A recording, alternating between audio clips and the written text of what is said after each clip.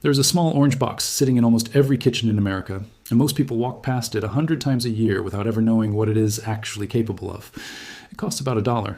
It has been on the same shelf since the last time you baked something. And somewhere behind your walls right now, something is listening for the lights to go off.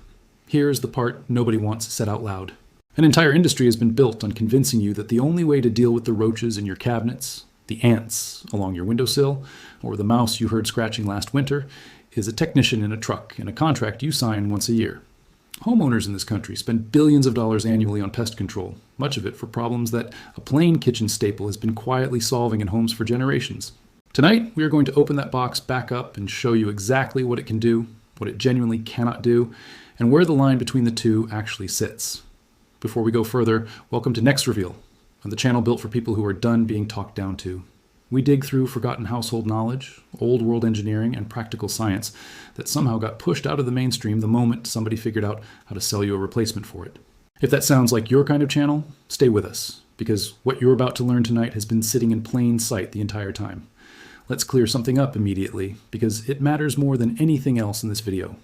You may have seen claims online that baking soda kills roaches and mice by making them explode from gas buildup because insects supposedly cannot burp.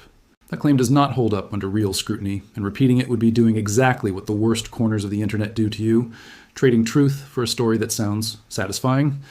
What sodium bicarbonate actually does is far less dramatic and far more useful. It is a mild abrasive.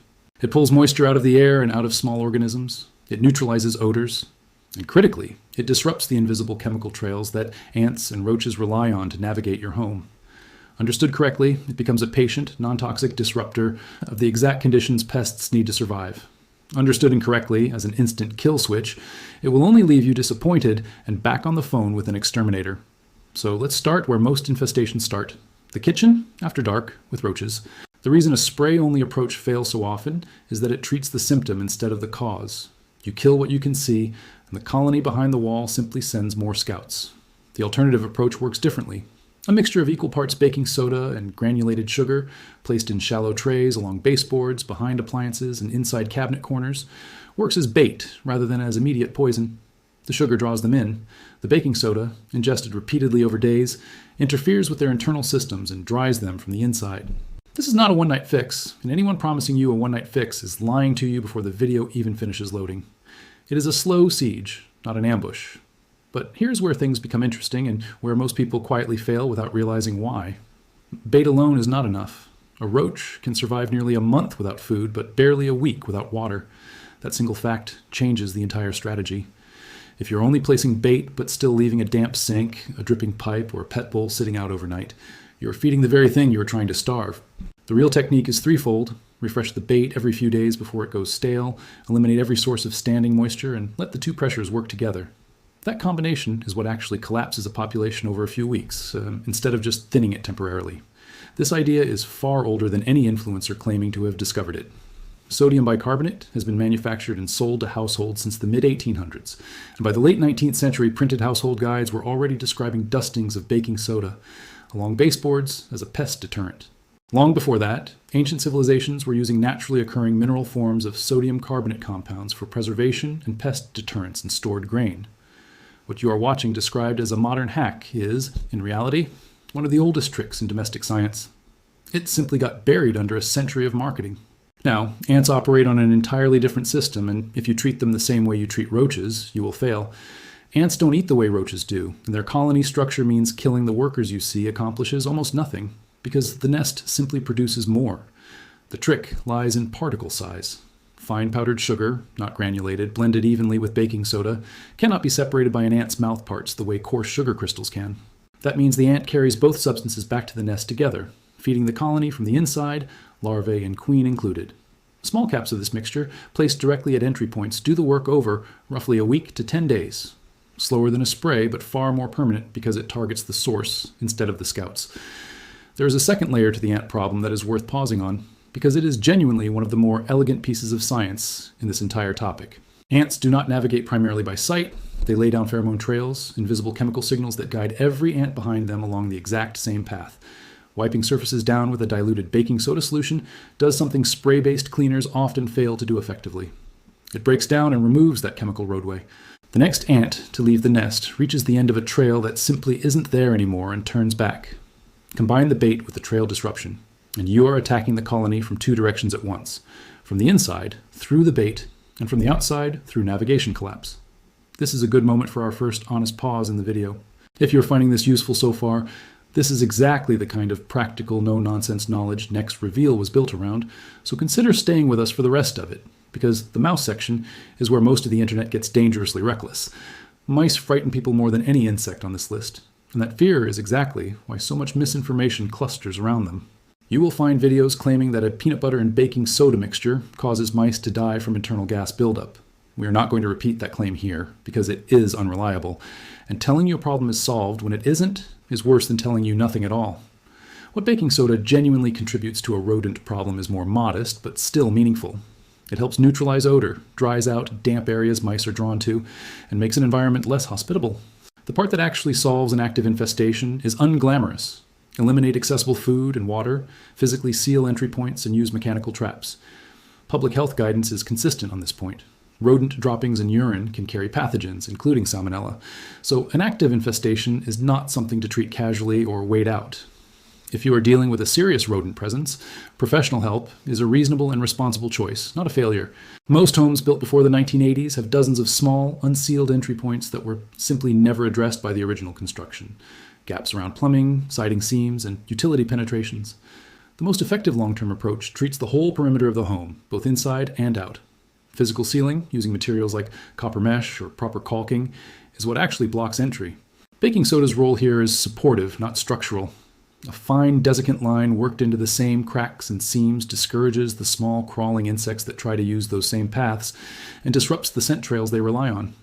Anyone telling you a line of powder alone seals a house is overselling a simple product past what it can actually do. There is a wider list of pests this approach genuinely helps with, and it is worth moving through them honestly without exaggeration. Silverfish are fundamentally a moisture problem. They cannot survive in dry conditions, and a light dusting in damp bathroom and basement corners, repeated over a couple of weeks, works by drying their environment rather than by any toxic effect. A dehumidifier addressing the underlying moisture is still the real fix. Drainflies breed in the organic film that builds inside floor drains, and a dry application of baking soda followed by a flush of boiling water breaks that film apart at its source, which is far more effective than chasing the adult flies around a room. Pantry weevils are primarily a sanitation and moisture issue. Wiping shelves down and keeping dry goods sealed in glass or metal containers is the step that actually ends an infestation, with baking soda supporting that effort rather than replacing it. And with fleas, expectations need to stay realistic. Dusting carpets and pet bedding can help dry out and dislodge eggs when repeated weekly, but a genuine infestation almost always also requires treating the animal itself and washing bedding in hot water. This is where we need to say plainly what this video is not claiming. Baking soda will not solve a structural termite problem, a serious rodent colony, or an infestation involving anything dangerous. Those situations call for a licensed professional, and pretending otherwise would be irresponsible. What this approach genuinely offers is a low-cost, non-toxic way to manage the ordinary, everyday pests that send most people reaching for the phone unnecessarily. And that non-toxic part is worth sitting with for a moment, because it is the actual heart of why this matters. Many common household insecticides rely on pyrethroid compounds, and published research has raised legitimate concerns about exposure levels in homes with children and pets, particularly with frequent or heavy application. Sodium bicarbonate carries essentially none of that risk profile. It is an approved food additive used in baking, in medicine, and in everyday cleaning, precisely because it is safe enough to be around the people actually living in the house. It will not match a targeted chemical treatment for raw, immediate killing power against a severe infestation, and it was never meant to. But for the ordinary pressure points of daily life, the kitchen at night, the pet bed on the floor, the pantry shelf, a cheap, controllable, non-toxic tool is worth far more than its price tag suggests. If any of this has been useful, this is exactly the kind of practical, historically grounded knowledge NexReveal is built around. So consider sticking with the channel, because there is one more technique worth understanding. Not as a miracle, but as the most misunderstood part of this entire topic. Government wildlife researchers have documented in published field studies that finely milled sodium bicarbonate applied at heavy outdoor rates can be highly effective against certain invasive species in agricultural and ecological contexts. It is important to be precise here, because this is exactly the kind of fact that gets stripped of context online and turned into an exaggerated claim. Those studies involved large-scale outdoor application, at rates measured in pounds per acre, they are not evidence that baking soda is a powerful indoor insecticide, and treating them that way would undo every careful, honest point made throughout this video. What that research does confirm, in a peer-reviewed setting, is the same underlying principle household users have relied on for generations, that fine baking soda, worked into the cracks and crevices where small pests actually travel, is a genuine desiccant that works steadily over time. The technique for using it that way is simple. A small hand duster, squeeze bottle, or bulb applicator loaded with fine baking soda lets you puff a thin, light film directly into cracks, behind kick plates, along baseboards, and into gaps a cloth or brush could never reach, always with the power switched off first if you are working near an outlet. One firm rule matters here more than anything else in this video. Never create an airborne cloud of fine powder and walk into it. Fine particulate suspended in the air is not something you want in your lungs, no differently than sawdust or flour dust in a workshop. Apply it low into the cracks with a window open and let it settle before you're anywhere near it. Done that way, the thin film sits quietly in the hidden pathways for months, working slowly against anything that crosses it. That, in the end, is the entire lesson hiding inside a $1 box. Not a miracle, not an instant fix.